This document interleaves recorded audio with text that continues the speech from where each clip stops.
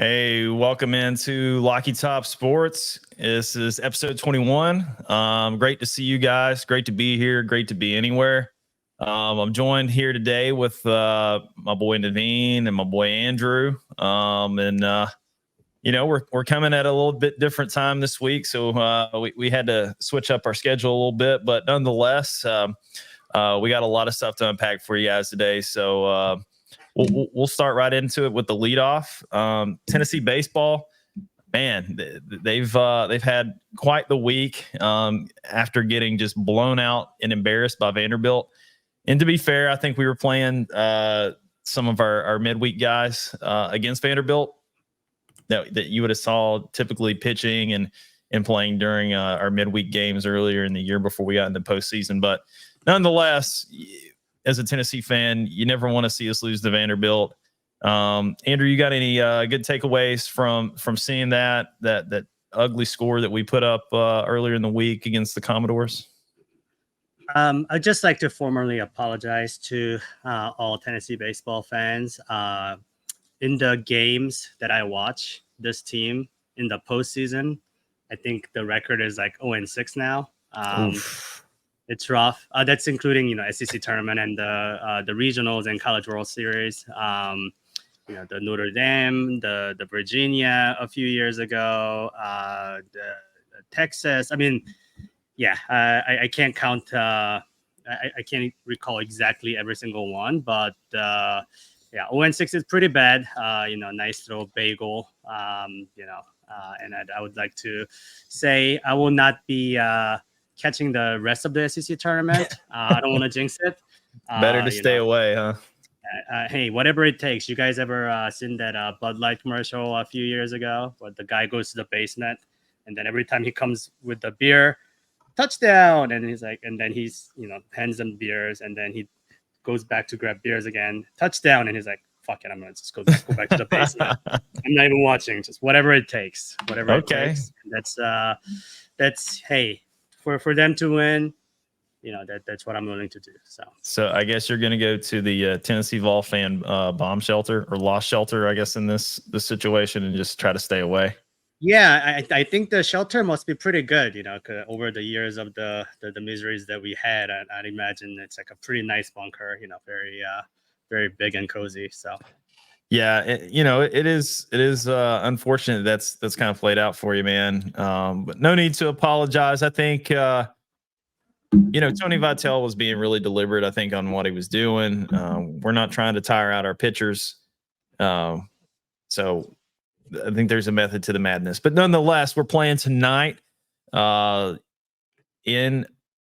the SEC tournament against Mississippi State at 7:30. And the winner of that game gets to take on the Vandy boys. So, maybe we'll have a little bit of retribution on our side if we come out and take care of the Bulldogs tonight. But man, I just got to give a huge shout out to the kind of the rebound that we had against Texas A&M yesterday. Kavaris Tears 3 for 5 yesterday against the Aggies.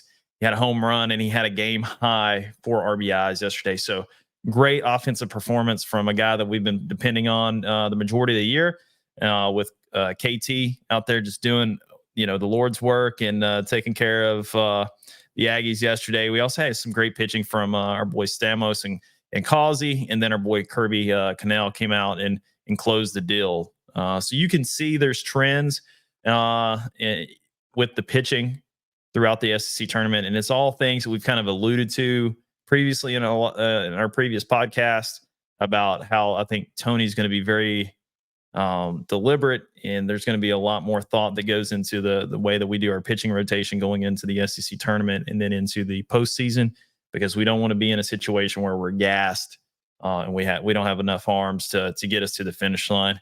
So Naveen, what are your thoughts about kind of how we've seen Tennessee in years past versus kind of what we're seeing, so far in the postseason? Are you a fan of the strategy or not? I think I'm a fan of the strategy, but ultimately, how do you measure success of the strategy overall?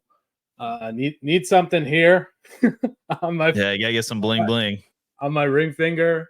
Need to see that. I do want to say shout out to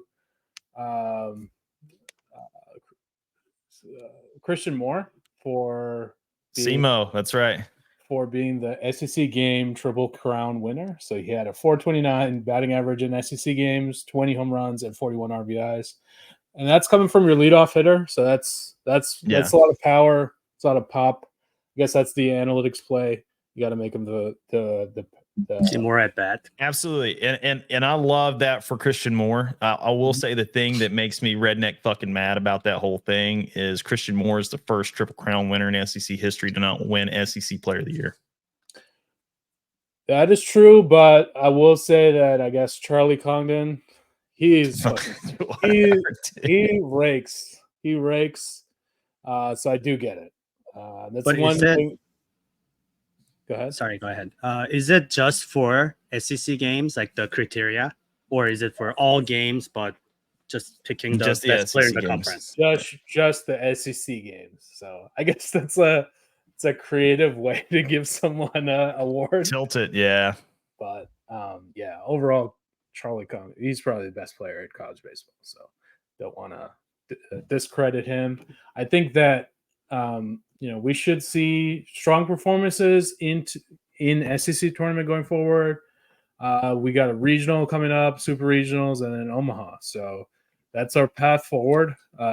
Really, we got to crush in regionals to get past those and hopefully advance as far as we can. And we're again in the spot where we're number one in the regular season.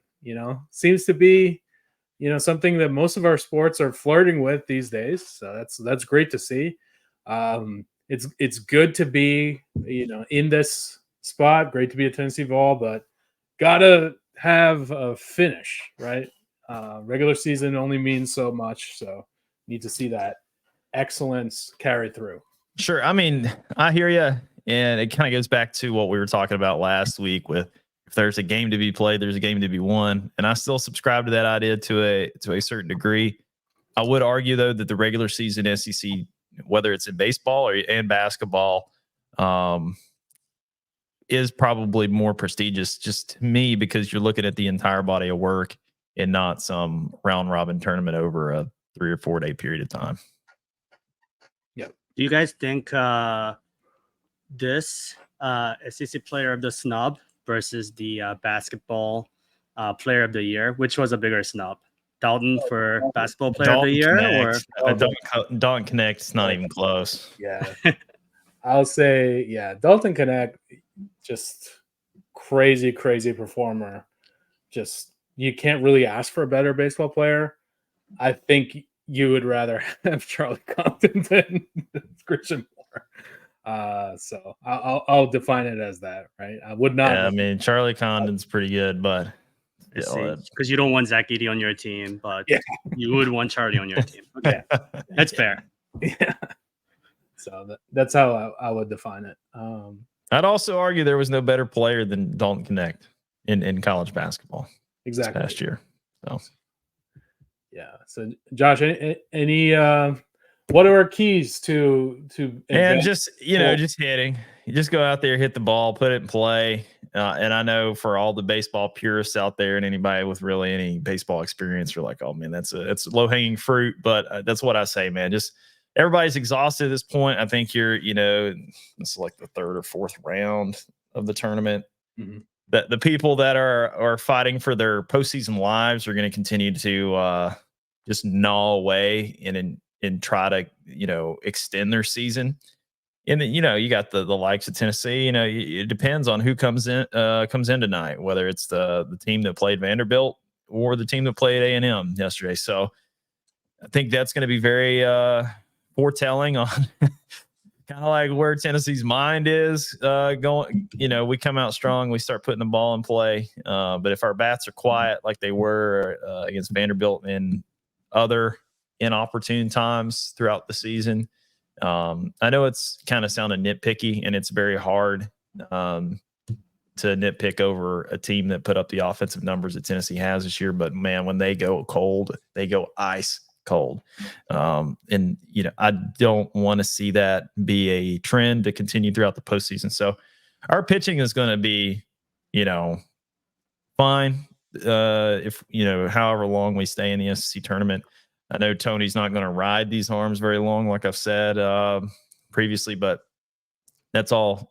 That's all the gamesmanship in the chess match, which is navigating your bullpen when it comes to late season college baseball. So you're going to see a lot of that, and I think we've got some players back from injury in our bullpen, so it's going to be able to extend us there in certain situations and get 2 or 3 innings out of some guys that you typically wouldn't be able to see based off of where we were kind of banged up before. But we get our bats going, we're almost impossible to beat. Cool. So I think at this point we can move on to some of the updates that we want to talk about for college football, and starting with Penn State. 2 things on opposite sides of each other for Penn State. Apparently they've raised, or they're supposedly going to spend $700 on updates to their stadium. And also we have some James Franklin scandal. Did you say $700 or $700 million? $700 million. Well, after this James Franklin scandal, I think you're going to be correct. I think it's going to be $700.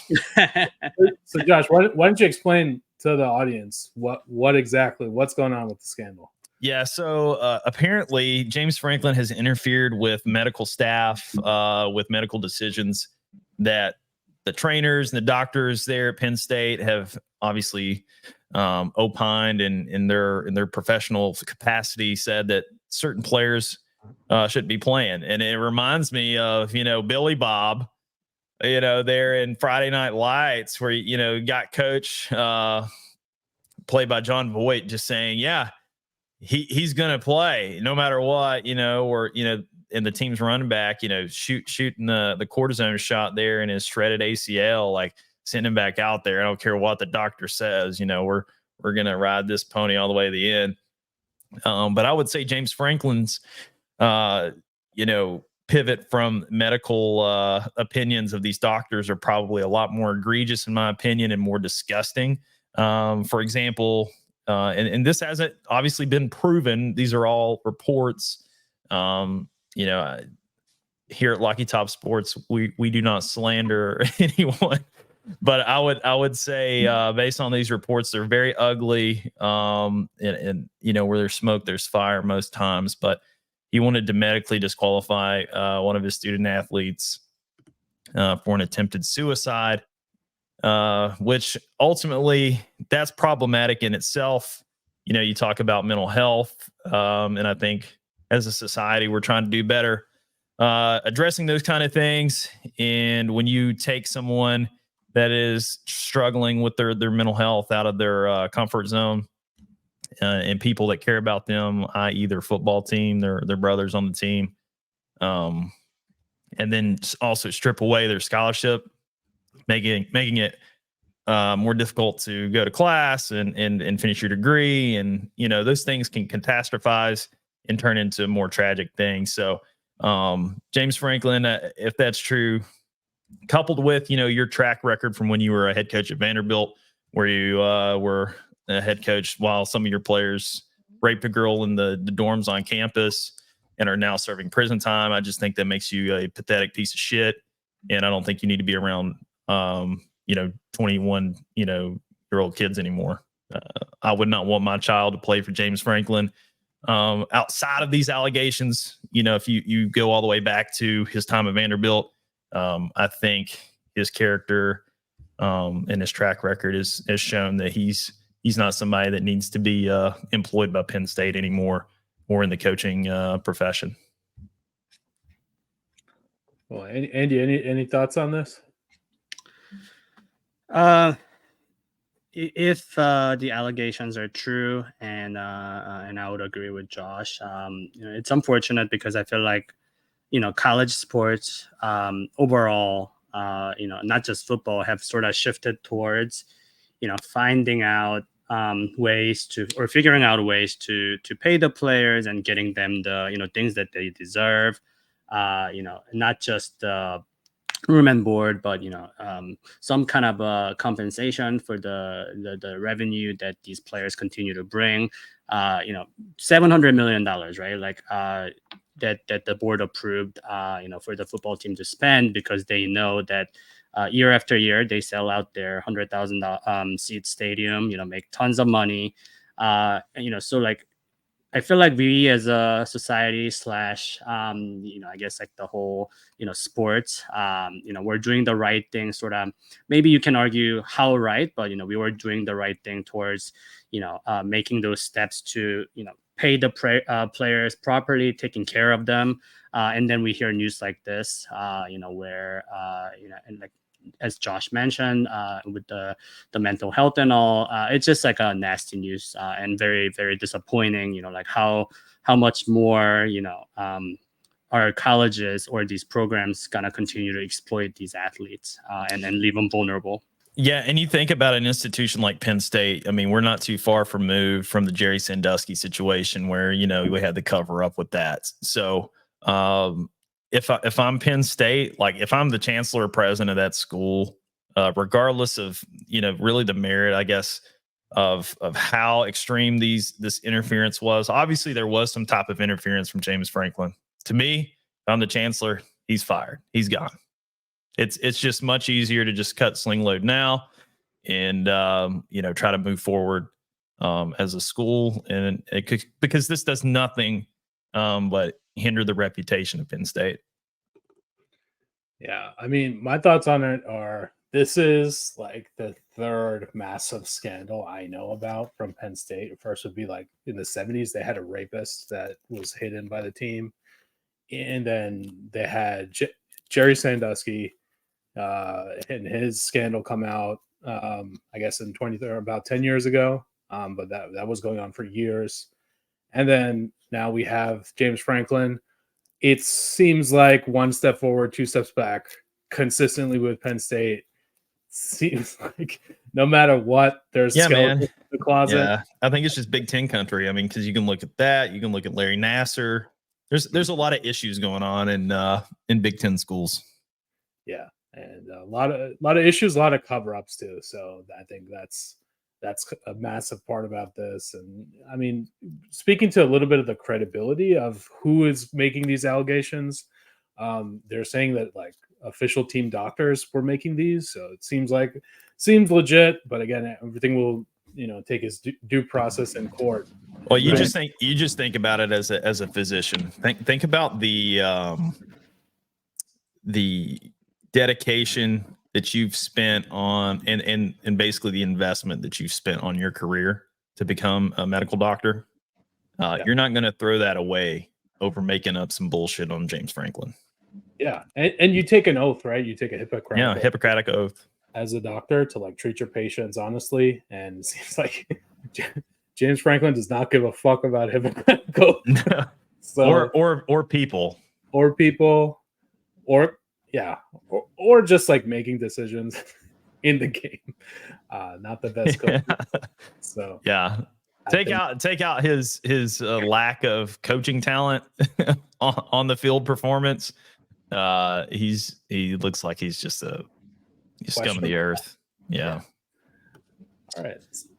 So moving on to another part of college football, it seems like we got some settlements come in from NCAA and some other updates on their TV rights. Andy, why don't you take us through some of the big settlement news, and then we could talk about maybe the sub-licensing of college football playoff on TNT.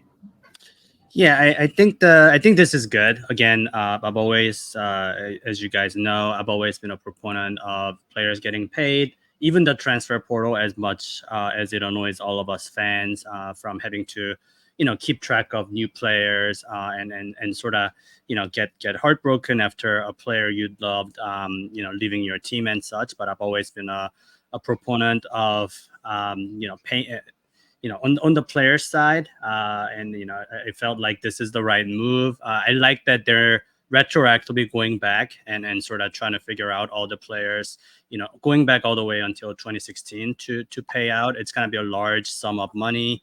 I think collectively speaking, almost $3 billion that the NCAA will pay to these student athletes or the ones that were student athletes. Obviously, that doesn't make everything right, and that doesn't that doesn't include all of the like a G5, a group of five schools. It's only the Power Five, unfortunately, and unfortunately only up to 2016. But again, one step at a time.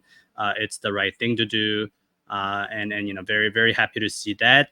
I think what it'll be interesting is now that schools can directly pay athletes. What's going to happen to the sort of the NIL landscape, and if the schools are the ones that are paying the players instead of these NIL collectives, I think there will be ways for schools and the programs to put clause like it'll be more like a pro contract, like hey, it's like a 2-year or a 3-year contract, and then you have to maybe forfeit a certain amount of money back, or maybe you get the bonus after completing your contractual length, whether that be number of games or some kind of clause like you must play the postseason games. We've seen a lot of players opt out of the bowl games ever since the college football playoffs became the focus, and then the NILs became a thing. So I think that could also make the bowl games and the bowl seasons a little bit more exciting. Yeah. Josh, what are your thoughts? No, I agree with you, man. But I would also take it a little bit further. I think kind of to scratch the itch that we've all been wanting to kind of put the rest with the opt outs. I would say you kind of pay everybody a league minimum, right? Kind of like they do in the NFL. I think the NBA, most pro leagues. I don't know. Does Major League Baseball have league men for their players? I don't think they do because their money's out of control with no salary cap. But anyway, I think MLB does, because once you make the majors, you make a minimum like a 600 or 700K, and then you also qualify for all the medical stuff. Whereas if you're just in the minors, you don't get shit. Gotcha. Okay, so kind of give them like the league men, and then if you opt into getting the league men, then you are obligated to appear play in those games, and that doesn't take away the ability for your superstars obviously to make more on top of that, but I think that there should probably be a little bit more I guess deliberate conversation on that, just to make sure there's a little bit more of fairness and equity that go around for all the Division I athletes. So you won't have these class action lawsuits to continue to plague the NCAA, because it looks like they're still clinging on to some, small amount of life. I mean, they're on the drip in the ER there. Right before the plug is about to get pulled on them, it looks like, but they're sticking around. The schools are allowing them to stick around, and they're shelling out all this money. But it's almost, I don't want to ever say it's too little, too late for the players. Obviously, for some of these players that have played college football all the way back to 2016, it'll be great. Some of them are not in the NFL. Some of them are, and it's just another drop in the bucket for them. But some of those kids could have definitely used the money when when they should have been getting paid, and now they're being back paid for. So I think league men for all the players is probably a good direction to go. Naveen, what are your thoughts? Yeah, I think it's a huge step forward in the right direction, right? Sounds like obviously you can't go back in the history of time and pay everybody. You have to have some sort of limits to things like this, but I think it'll help. It should help control. In addition, with a league minimum, it could help control NIL a bit more.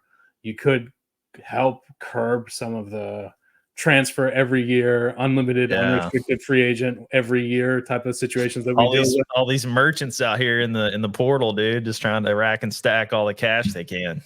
Yeah, and if they couple this with that, I think it will be a great solution forward, and just manage things with like kind of like a payroll. And I think that would be something that would get a lot of buy-in from people and would help. But ultimately, it just calls out like the question of what would we be better with a commissioner and official league versus the NCAA? Hey, Greg Sankey, baby. Make him the man. Yeah, You know, I'm telling you right now, Greg Sankey saved college football during COVID, and throughout that whole process. He really led the way. I mean, the SEC is the SEC. We all know that it's the best league in college athletics right now, for all the natties and not just football, but SEC's done great in all team sports. So Greg Sankey gets my vote. I like Greg Sankey. I think he should definitely be the person. Don't let it be Nick Saban. Yeah, let's hope on that. I knew that's where you were going with it, Naveen. So I had to cut that shit off before you started, man.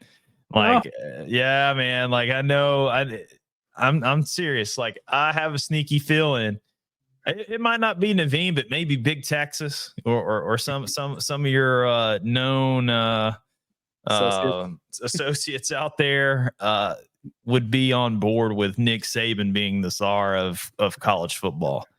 I don't have the appetite. I barely have the appetite that he's going to be on College Game Day moving forward. So stay retired. You can talk about it all you want on ESPN. Go knock yourself out with that, Nick. Stay the hell away from being the commissioner of college football. Yeah. Sticking with college football, Josh, are there any Tennessee kind of recruiting updates to talk about? I know we had our upcoming 2025 commit make the Elite 11 quarterback competition. The guy from Nashville, I forgot his name. I think that he has qualified for that. But is there anything else in the pipeline we can expect for Tennessee sports recruiting wise? And we have a pretty big recruiting weekend going on this weekend, actually. I think the guy you're talking about is George McIntyre. He's a 5-star quarterback, big time Nashville kid.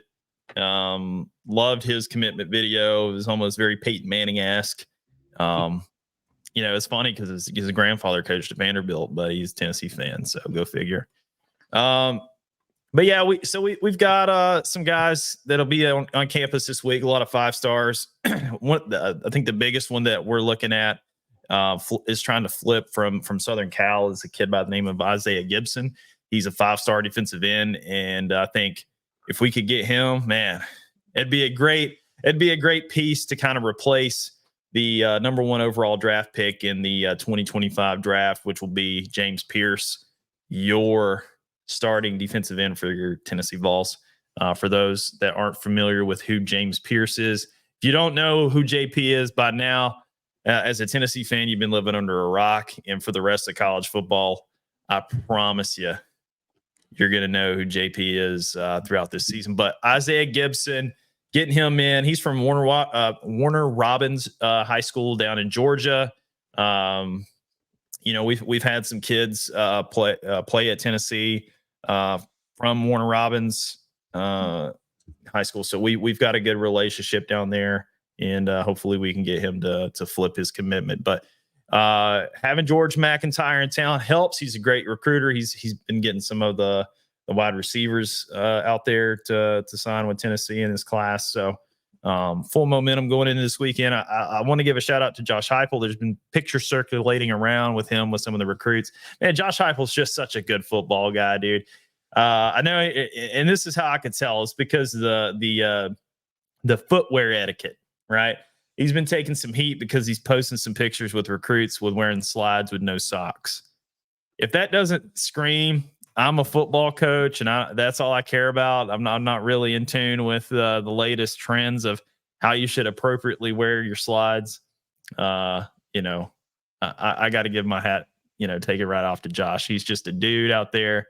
Doesn't take himself too serious, but a lot of people have been saying that Josh should have his socks on with his slides. But what are your thoughts? Are you a socks with slides guy, Naveen? I'm a not wear socks as much as possible guy. So okay. Andrew, are you a socks with slides, dude? You got a hot take on the slides? No, I agree with Naveen. I mean, I think socks with all kinds of sort of closed toe shoes, whether that be loafers, drivers, dress shoes, or sneakers. But when it comes to slides or sandals, like, what are we? The open Are we toe, bringing out yeah. Are we bringing out the 80s dad fashion? Like, why would you wear socks with slides? Like, I don't understand this. Like, come You're on. also know, talking like to the Gen Zers, man. They've been hard on Josh on Hype Dog, saying where's the socks, man? You can't be just out here showing the bunions and the toenails off. Go Let it ahead, ride, Naveen. man. You're also talking to two Asian guys about how you should wear sandals. Well, that's why I knew I could get some appreciation for Josh's selectivity of showing the dogs out there in the front part of the open-toed shoe or footwear, excuse me. Free the dogs, man. Free the dogs. I mean, I feel like maybe someone like Dion could rock like socks with like Jordan slides or something, and it'll be cool. But if he's toes, yeah. Not us, not us normal guys. Not Josh, not any of us. Yeah. We don't wear socks with slides. Okay, so there you have it. The debate is settled. So if you see any guys past the age of 35, or hovering around near 30s, and I think Josh is like 42 or 43, he's well within his rights to have the dogs howling and barking outside of those slides. But yeah, I just saw that was just an anomaly that I saw out there today. I know this really. But I saw Naveen's look like, where is he going with this? But I just like a man that's secure with his fashion sense, and we that is more concerned about signing 5 stars because we've had the opposite of that. We've had coaches here, Butch Jones, who's been really more concerned about his appearance, the look. He's wearing $700 Cole Haan shoes or whatever the fuck he could brag to a recruit about instead of actually talking football and getting wins produced on the field. So shout out to Josh being a dude, being a football coach. And yeah, man, I'm excited for this big recruiting weekend this week. And hopefully we're able to be the great benefactor of some of this elite talent that we're bringing in on campus. Cool. So let's transition a little bit to the NBA.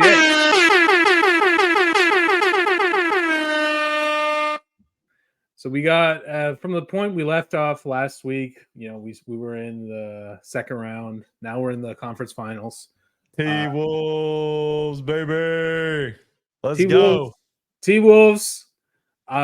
Dramatic, epic Game 7 win, but laid a complete turd. Well, not so much of a turd, but lost a close game at home, Game 1 to the Mavs. Naveen, I've got to ask you, man. I don't want to cut your monologue off here, but I got to ask you, why can't y'all win at home? Like, what is the problem? I know, what they won. Did they win Game 6? I think they won Game 6 at home in the last series. That was the only game at home they won. Yeah, I mean, we went 3-1 in Denver, which is near impossible. It's insane. But we can't play well at home at all. So we went 1-2 at home. Now 0-1 at home this series. I don't know, man. I just think that, traditionally it's a letdown spot when you have a dramatic Game 7.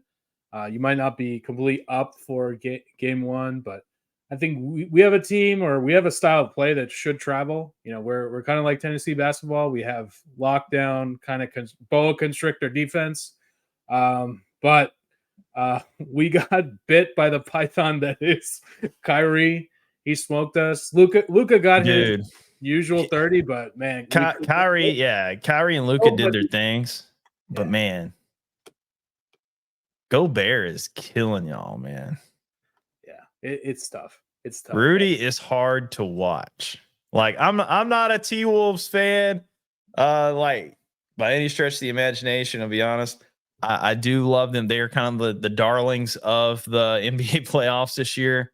I don't know if that's more of my relationship with you, being a friend and loving the T Wolves as much as me thinking they're the darlings, but they're the lovable losers almost, right? T Wolves have been struggling for so long, and just the city of Minnesota has just been abysmal in any pro sports for the better part of 30 some years, right?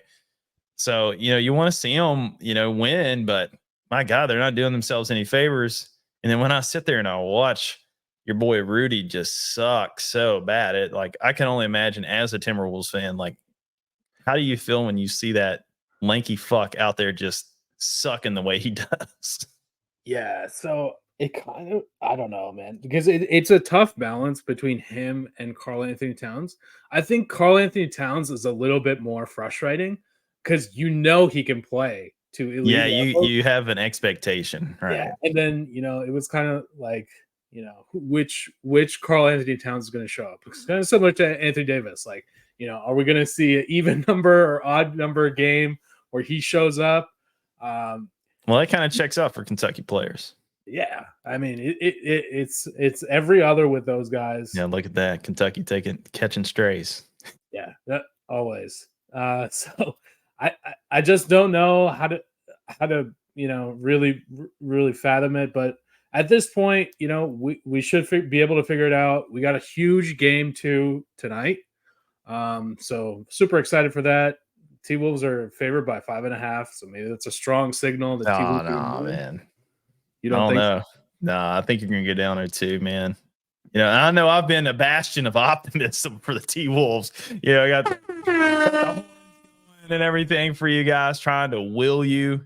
But yeah, man, until I can see some production at home, man, I have trust issues. Andy, let me ask you, man, what do you think is the Rubik's Cube conundrum that we see the T-Wolves going through at home, man? They're just over here oh man, we can't find the right pieces, we can't put it together, we can't figure out the sequence. What is it that they got to unlock? I mean, you're our NBA expert, so drop the knowledge on us, man. Tell us what the Wolves have got to do to get the den and the pack on the right spot and get a win and get going and getting some momentum. Yeah, I think Naveen brought up the good comparison with the the Jekyll and Hyde with the Karl Anthony Towns. The problem is, at least Anthony Davis, when he's not producing offensively, he gets rebounds and his defense is always there. Whereas for Towns, when he doesn't produce offensively, there's nothing. He just chucks threes. He doesn't have any interior defensive presence. He doesn't grab the board. I just don't understand how the Wolves got out rebounded by the Mavs. That's not acceptable. That's a fucking crime, dude. Yeah, with how big the Wolves are as a team, it's just with the size. amount of size that they have, it's just it's an effort problem, right? You're telling me that two 7-footers, star 7-footers are getting out rebounded by Derek Lively and PJ Washington. Well, Nas Reed's doing yeoman's work out there. He's not getting any help from his battle buddy in the foxhole there, so to speak, right? Yeah, exactly. I'm going to continue to pile on Rudy Gobert until he finds his manhood and challenges people at the rim, because that's watching y'all there, he's not doing that, and that's what you're going to need from your big to really be successful in the playoffs, because the regular season, it's not that deep. But when we're talking about playoffs, you got to have that rim protector, man. And to Andy's points, you got to have those guys clean up the boards on the offense and defensive side. I mean, I know that we're basically reciting James Naismith to keys to success in basketball here, and making it a little bit more cookie cutter than we're seeing play out. But man, if I'm that big, dude, again, we've seen it play out a million times. 7-footers has got a 7 foot. Yeah, You know Karl what I'm Anthony saying? Towns just looked like Jonas Adu out there. Just kind of like settling for shots, not grabbing rebounds, not contesting the shots defensively, and that's frustrating. So I Yeah. think they got to get their shit together. I also think coaching has to be a little bit better. Yes, Arkansas Razorback Jonas Adu, known fraud. That's right. Like I just felt like putting Edwards on Kyrie, big mistake. You could see that he was clearly gassed. Output Mike Conley on Kyrie, and ask Conley to stop jacking up shots. Like there's no reason why Mike Conley should be out there jacking up 6 3-pointers. Hold on now. Mike Conley, the resurrection of Mike Conley. I don't know what Tibetan monk he went and saw to get fixed to close out the end of that last series, but without Mike Conley, the Wolves would definitely not be in the Western Conference Finals right now. But not to throw any type of strays at your comment there, I do agree there probably needs to be a little bit more prudence in the shot taking of Mike Conley. Yeah, I mean, look, credit where it's due. He was great last series, but again, it's all about the matchups in the playoffs. Absolutely. And what worked last series isn't gonna work this series, right? And I think you need to have Anthony Edwards drive a little bit more to the rim instead of settling for 3-pointers. Like Anthony Edwards jacking up 12 3-pointers. I don't think that's the way that the Wolves are gonna win. I think he should try to maybe even let Mike Conley handle the ball, because I personally think Edwards is not a good playmaker. He needs to be off the ball. Yeah, that's where he operates the best.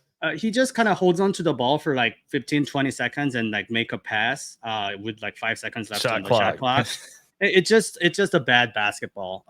So I think he's got to mature and do better. Ultimately, there's not that many players that can truly go out there, be a two-way player, in the playoffs, right? Like even throughout the history of the NBA, maybe there's like 5 people that could truly be elite on both sides of the ball at the same time. So Mike, like Kobe. Yeah, like Kawhi, the Heat LeBron, the 2012 Magic version. So like I think you don't need to try to force hey, put Conley on it and make him do hound Kyrie defensively and handle the ball instead of using him as a spot up shooter, and then make Edwards sort of run, cut to the rim, utilize Towns to open up the spacing. And McDaniels too, right? Like sure. you got a 3-point specialist who can really knock it down. So like use that spacing and drive to the rim. I think Naveen, that's the key to the game. Yeah, Naveen, are you going to allow this Mike Conley slander? I think it's okay. You'll allow it. You'll allow it. I'm open for any slander if we lose. I want to slander Rudy Gobert some more because I forgot to mention that he's the fucking defensive player of the year. I know. That's holy shit. Like, what a fraud. Like, defensive player of the year, and he's 7-1. So he got, one big Boyd. He got big Boyd, dude. He got big Boyd. He got demolished by those guys down low. And, if you are an offensive liability, right, do what you can do, right? Like, so, God. That's why regular season awards don't mean shit in the NBA. Like fair enough. It's like James Harden for offense. Like sure you can be great, whatever, but come playoffs, like that don't mean anything. The shit doesn't work. Same way in the playoffs where the teams are hunting specific matchups and the pick and roll and whatnot. Like Gobert is not doing anything offensively anyway, and the teams are basically, deliberately trying to neutralize Gobert. And when they're doing that, he's just fucking liability out there. He's not doing shit. Your 4-time defensive player of the year is out there not being able to impact the game in any way. Like that's a big problem. So yeah, 100%. To Andy, he has some great points. To Andy's points there, Naveen, do you put a premium? Or how do you value? I guess is a better way to ask this question. Do you value AE's offensive abilities or his defensive abilities in this series more based on the matchup? I think we need him to play defense a little bit more than offense. I mean, we were blessed by Jaden. You don't need him dropping 60 points, right? You need No. him around that 30-point mark, right? I would much rather win. We win in the sub 100 game. Yeah. We don't win in these like shootout games. So that's what I've noticed. Like, we need to make it a swamp and get people stuck in the swamp. And reality of the situation is, if Jaden McDaniels didn't hit 6 threes, which is like kind of way above his average, it's a 10 to 15 point loss, right? So, I mean, I wouldn't be like take solace in the fact that we only lost by 3. We really lost by 10. So that's my thoughts. I'd like to move on to Pacers Celtics a little bit. Why? Because it's going to be a sweep. I don't know that, Josh. I think it's interesting. Celtics play really well at home. Pacers stay in most games. The third and fourth quarter got away from them last time, but I think we might see that series turn. At least one game in Indiana, I'll call it, will be a Pacers win. Whoopity-doo. Probably next game, and we'll see. But yeah, maybe we just need to get to Dallas, honestly. We see the weekend on the road. So, I mean, I think we're 5-1 on the road this so we need to fucking lock the fuck in. Let's get some heat in Dallas. So before we move on, Andy, how was New York when the Knicks lost? I think once Jalen Brunson got injured, you could just hear the city like, because I mean, like, they were getting their ass kicked, and then they had this little comeback, and then once he got injured, I think there was this collective sigh that you could hear. But I think people are used to it. Like, Knicks are as much as I wanted Knicks to win for the city, just because I feel like that's that one franchise where people actually like the team, but it hasn't done so well in the postseason, unlike the Rangers, Giants, and Yankees. If the Knicks were a college football team, who'd they be? Good question. It's gotta be like one of those former Nebraska. Glory. I think Nebraska is pretty close. Well, but the Nebraska's peak arguably is way higher than like the Knicks' success, right? Maybe like a Miami Hurricanes type of, like not like a dynasty, but had a couple flashes, and then since then try to bring it back, but always comes up short. What about you, Naveen? You got any comp there? It's a miserable existence. Think of the legion of miserables out there in college football country. Like, where would you comp it? I don't know. So maybe like Ole Miss. That's pretty good, right? Because they had like their championships in the 60s. 60s, yeah. Right, with Arch. Knicks won in the 70s and have done fucking jack shit since then. So I would put it there. Okay. Still very powerful fan base though. I think that's where the comparison is even better. Because they really care about their football. Same thing as Knicks fans. Like I mean, well, I see them. I mean, they have the character of Spike Lee, and there's still a lot of Knicks, regalia out there in pop culture. As a New Yorker, you see not a lot of love for the team over in the other borough, but you still see that orange and that blue flashing around the city everywhere. Yeah, so that would be my comparison. Ole Miss. Okay, that's fair. The Knicks don't have a Lane Kiffin though. That's right. Well, they have Tom Thibodeau. It's like a controversial coach. Yes, I guess. sure. Similar.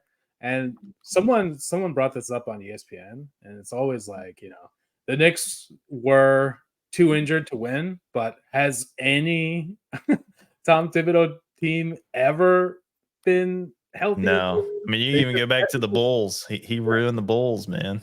He's like kind of gone through. He's good enough to make the playoffs, but never good enough to win it in the end because he just drives these guys into a pulp at the end. He demolishes them. So I think that's the way I feel about the Knicks. And yeah, I'm glad Tony Vitello has pivoted away from that. I've experienced Tom Thibodeau as a head coach, and I know, like, Oh, he was with the Wolves once upon a time. Yeah, that's right. So yeah. Those are ruining careers left and right. Yeah. Look at Derrick Rose. Jimmy left the Timberwolves because of Tom, right? So all right. This one is my favorite subject, I think, of what we could talk about in the sports world so far. This, especially after what came out yesterday. Oh my God! No way! What? Yeah, dude. Like, that is my reaction when I saw the video that the Louisville Metro Police Department released yesterday. And, we saw the circles throughout all of Twitter and, Instagram yesterday, all social media, showing this atrocious, abuse of power when it comes to just dumbass policing. And that's just as simply put as I can say it. You got these guys basically saying that Scottie Scheffler drug him down the road, 30 yards, 40 yards, whatever it was, that he was just being an absolute belligerent menace.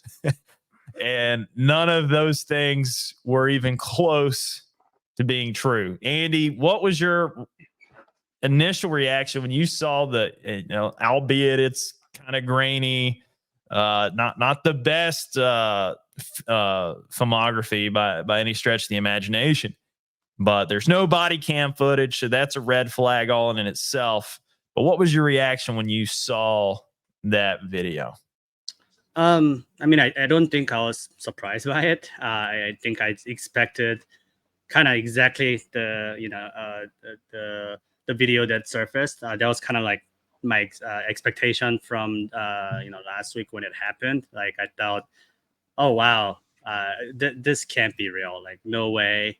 And of course, the midweek, the news comes out that the officer who made the arrest had his body cam turned off conveniently. Of course he did. Of course they, even if this guy had his thing turned off, there were like 6-7 other cops surrounding, Scottie's car. Oh yeah, they started backing each other's story up. None of their body cams are turned on also. And all of those police cars surrounding Scottie Scheffler's car. You're telling me none of them have dash cam footage? Like, I just kind of figured it's gonna be something bullshit like this, and it's exactly how we imagined. So that's unfortunate. Brian Gillis and his micro penis policing that he did last Friday morning is why I think there's such a polarizing conversation when it comes to policing in this country. And it's a really hot topic that, not a lot of people want to talk about. And we're not going to go real deep into it because it is a very polarizing issue. I have family members that are, in law enforcement, and I understand just how hard their jobs are. But when I look at that video, and, I reserve the right to change my opinion if they can produce any type of compelling evidence to show that, Scottie Scheffler's not telling the truth on his part of the story and what I saw in the video.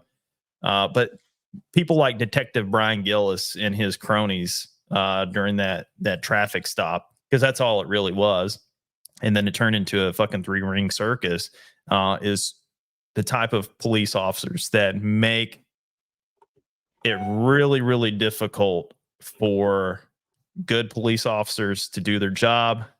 And it actually puts them at a greater risk for there to be a confrontation with suspects when there is some type of police interaction with a potential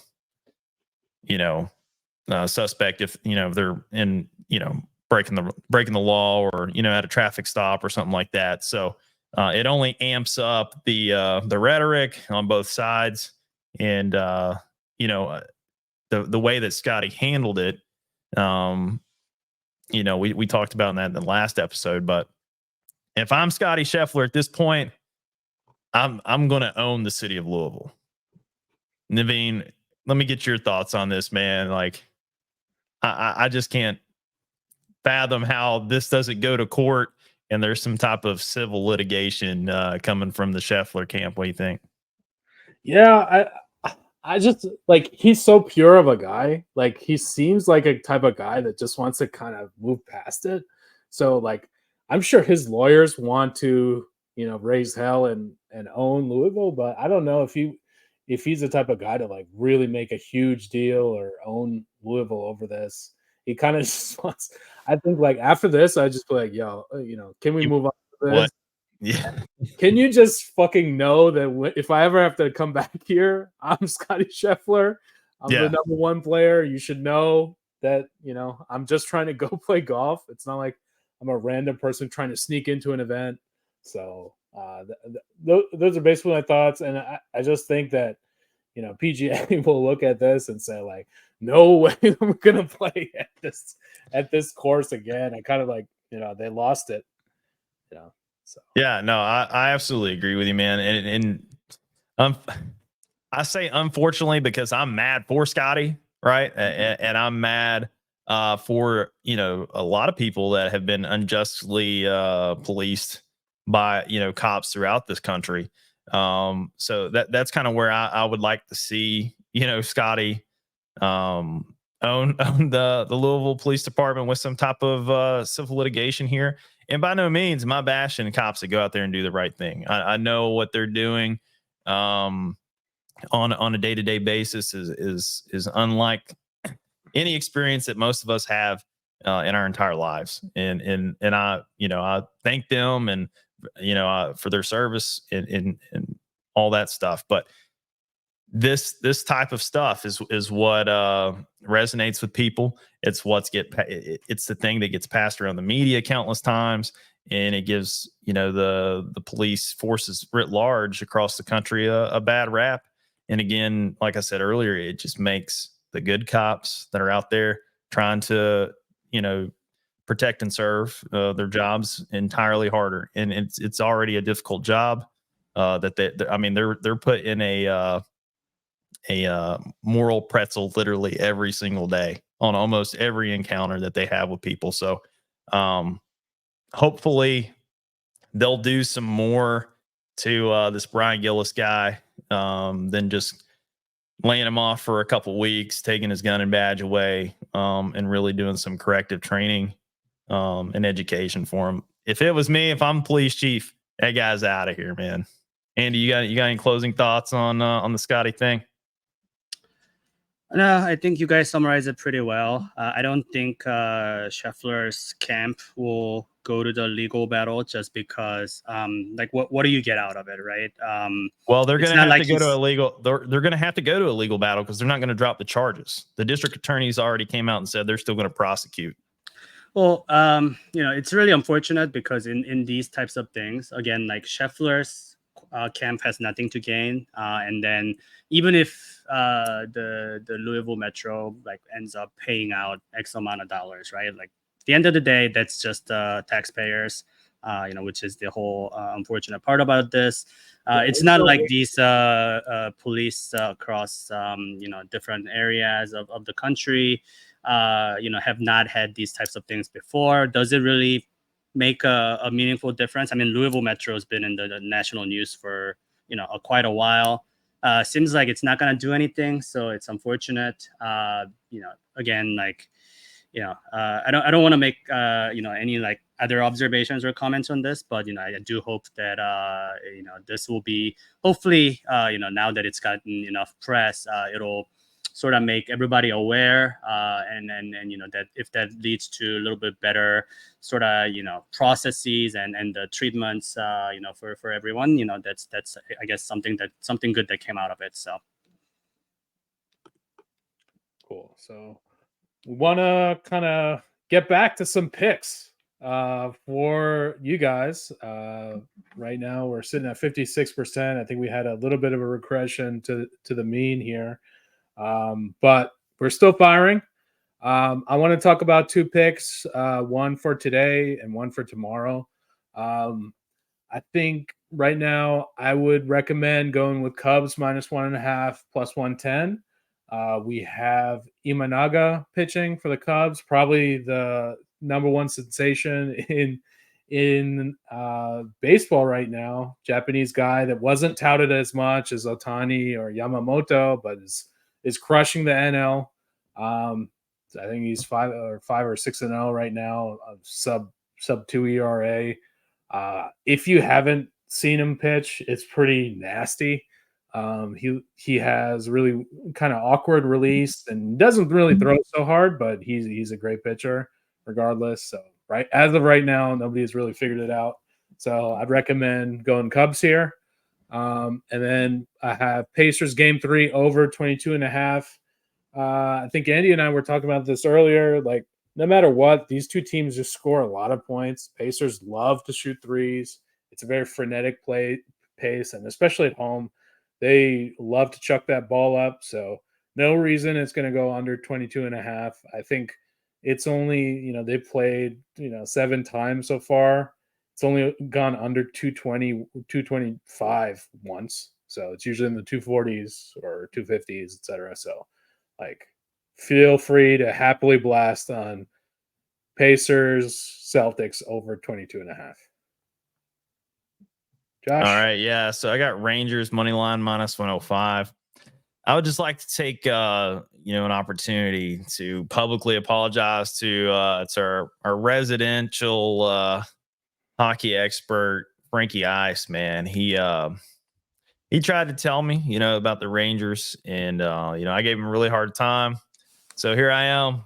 Shout out to the city of New York. I know Andrew, your Knicks kind of let you down, so you still got the Rangers to hold on to. Hopefully they don't shit the bed, but they didn't play exceptionally well in their first game. So, but I think Rangers come back, even up the series, and I think they'll wind up winning it. But yeah, man, I was really hoping for the Canes, but should have listened to Frank. Frank the Tank has not steered me wrong. He reminded me about Kansas on the road, and now the Rangers in the playoffs. Yeah, I do hope Rangers pull through. And that'll be exciting. The games 3 and 4 will be in Florida. So I guess hopefully we'll see how that goes. A lot of people from New York in that area, like Fort Lauderdale, Boca Raton. So I think it'll almost feel like a home game for the Rangers, I'm sure. So if it's cheaper to go to a Panthers game than a Rangers game right now, including. Yeah, you can fly to Fort Lauderdale, pay for a hotel, and then get a game ticket and all that. Hey, and go see Hollywood too. Our boys down at Hard Rock in Hollywood, Florida. Yeah. So they'll take your soul in baccarat. And then my pick is Yankees Padres over 7.5. Interesting. It's Carlos versus Darvish. So I think conventionally I think this screams under, but I think the Yankees betting lineup has been sort of hot. Like they haven't been shut out in a long time, so I'm banking them getting like 4 to 5 runs, and as long as Padres can score a few here, I think the over is gonna cash. All right, so we have some other sports happening, and some of our sub brands are going to be popping off in the next week. So we'll have the Slice is Right time, Naveen. Yep, the slice is right, and we'll have an episode likely Thursday talking about the French Open. French Open starts on Sunday. We got the long-awaited return of Rafael Nadal. I think Rafe, let's go. Andy is probably the biggest Nadal fan I know. So Look at his hat. He's ready to go to watch his guy go. So that should be going on this week, and also we have a huge UFC next Saturday, UFC 302, Makhachev Poirier. So you get to see some good fights, and we'll also be talking a little bit of boxing as well on Squaring the Circle. That should be coming out on Wednesday. So just lots of happening in the sports world. Champions League final June 1st as well. So lot of things coming to an end this season. Hopefully not the Wolves. Hopefully this run can continue, and we'll see more Wolves game into next week. So for Josh and Andrew and myself, this has been Lucky Top Sports 21st episode. We're here every week. Blackjack. Yeah. Hey, Naveen, real quick before we go, I just want to give a shout out to everybody to have a happy Memorial Day weekend. I know this will get posted before the long weekend. So as a veteran myself, and we have a former Catoosa in here, just want to give a shout out. This isn't about Veterans Day. That's in November. But Memorial Day is for some of the people that we've lost along the way. So I have a few friends I've lost downrange in the past, and my heart, my love, and my prayers go out to them. And just remember, when we're out there cooking out and spending time with our families, there's some people that wish they were with their deceased family members, and they got a missing piece of their heart. So from a grateful nation and a grateful crew here on Lucky Top Sports, we would just want to say we love you guys for your sacrifice to our country. And shout out to all of our fallen comrades. All right, Josh, I couldn't have said it any better. Again, stay tuned for the rest of the sports coming out on Lucky Top, and we'll be back next week. Go Vols, baby.